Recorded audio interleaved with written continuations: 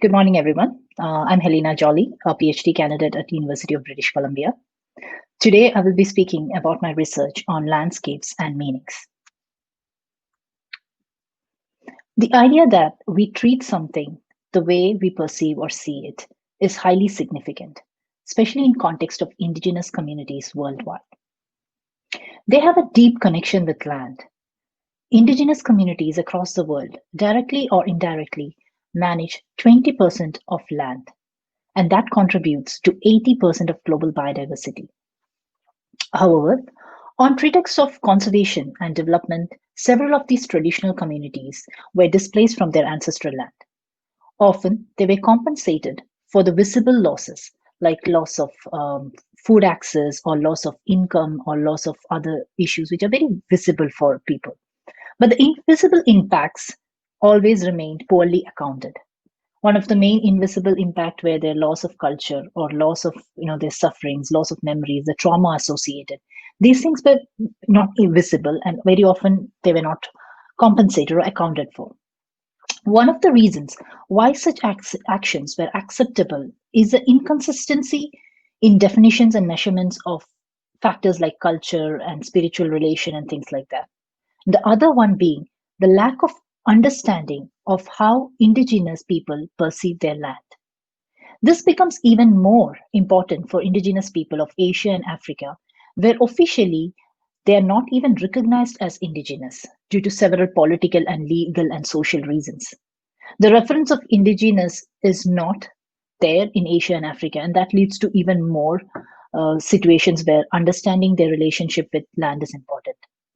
And in case of India, especially, if you can see that India has 104 million indigenous people, which forms the world's largest indigenous population, which is not officially recognized.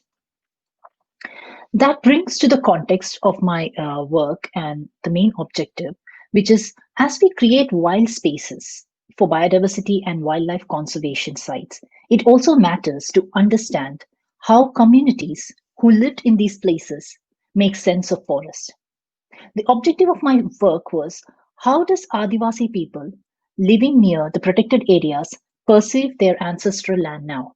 Adivasis are the very common or local word for indigenous people in India. The word Adivasi originates from the Sanskrit word Adi, which means original, and Vasi means inhabitant. For my study, I worked with one particularly vulnerable Adivasi community in south of India, in Kerala, known as Katunayakans. Katunayakans are a hunter-foraging community living in the forest of Kerala, Karnataka, and Tamil Nadu states of India. My work study area was Wayanad district of Kerala. Wayanad is a northern district of Kerala. In the map, you can see Kerala is a small state over here, and then you can see Wayanad over here. And as research method, I adopted a very ethnographic, inductive-based research approach where basically I didn't go with any particular question. I let the communities direct and guide me through my research.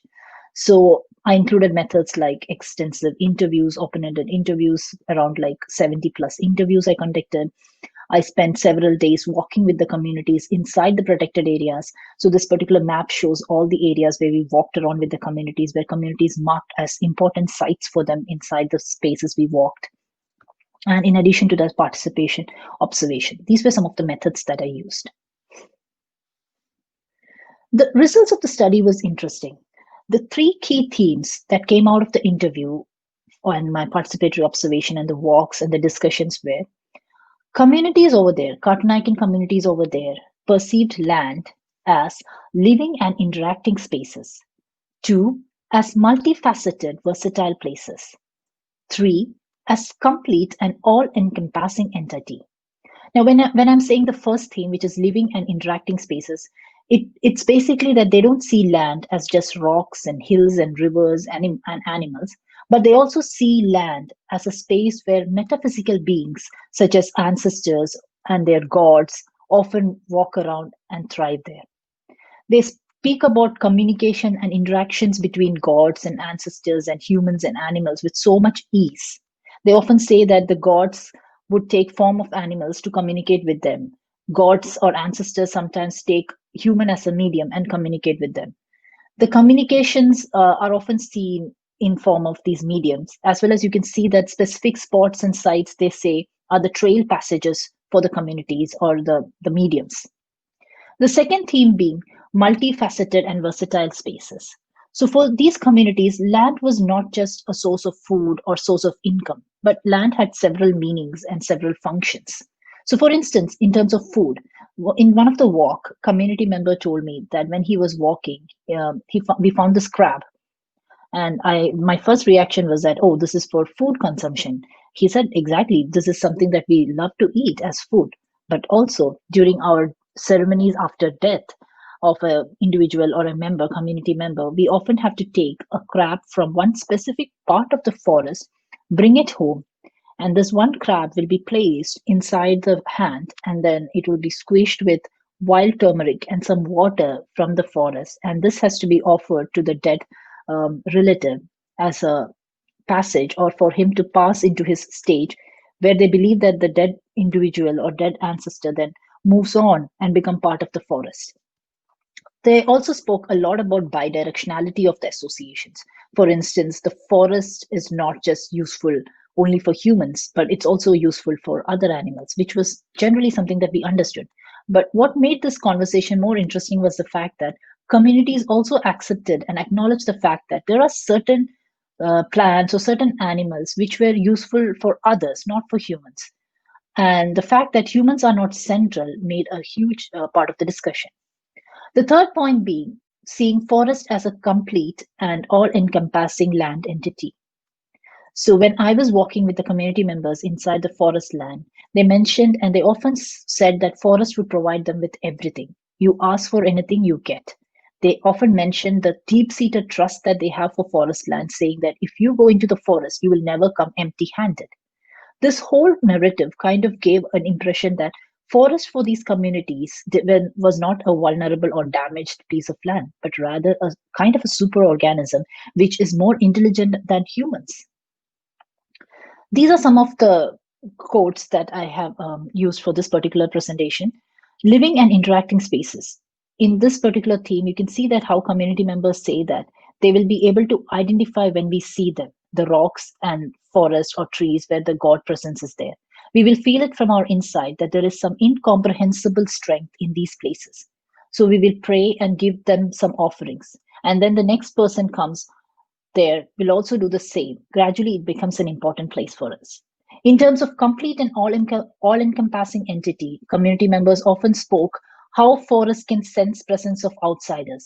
There is coordination between every element of forest. Each step we take is observed by the animals in the forest. The monkeys, the birds, the snakes, the elephants, the tigers, and everyone communicates. From forest, we do not have any dosham or negative effects. Kadu, Kadu is a forest, Malayalam word for forest, is a special entity. It will show Nalla, good humans, good sites. Kadu is more intelligent than humans. To give an example of a multifaceted, versatile place reference is also the fact that they see places as something that homes memories and emotions. Early days, we used to spend night in Maragata, get up early in the morning to collect some nellika, and sometimes we get meat, and then we would consume it lavishly. Those were golden days, something that we cannot get back. Forest sometimes reminds us of those glorious days. Days like those will never come back. Freedom that we enjoy. As we come to the conclusion section, there are like these four key points that came into from the results. What we gather as discussion was the key 4 points. One was the existence of porous boundaries. For these communities, the boundaries between nature and humans was extremely porous, where not just animals or humans went between these boundaries, but also other elements of forest which they considered very significant, like their ancestors or gods or non-human relatives. So the idea of a frontier way of seeing nature and humans separate did not account for these communities. And we see that there are these similarities, probably not in the same way, but are similar to the observations of communities in South Pacific and communities in Canada and Australia. The second point was basically the anti-classification thing. Usually, the ecosystem services classifications or any such sort of biological or ecological classification often classify the land-based or forest-based or any ecosystem-based elements into tangible and intangible ones. So it's very difficult for these communities to understand the segregation, because in their world they seem to have like less segregation. It's kind of bound together. For instance, when they were making reference about crab as a food, which is a tangible element, and crab as a piece of culture, which is an intangible element. So those kind of conventional Western classifications of separating or classifying those associations with land is not valid for these communities, which again is very similar to several indigenous communities across the world. The third point being the question of the centrality of humans. In multifaceted and versatile nature of the land, they mentioned that use of forests is not limited to only humans, but are also things useful for other beings and other organisms in the forest. The fourth point, which was one of the very significant point, is that they didn't see forest or forest land as a vulnerable, damaged piece of land that seeks human protection, but rather they saw land as something that was giving human beings protection and safety. And thank you so much for this, for your time. And I would like to give the acknowledgements to Kartanaik People of Fine Art, my supervisors, Dr. Terry Satterfield and Dr. Milind Kantlikar, and field partner, Dr. Suma TR of MS Swaminathan Research Foundation, and all the agencies that helped fund the study. Thank you so much.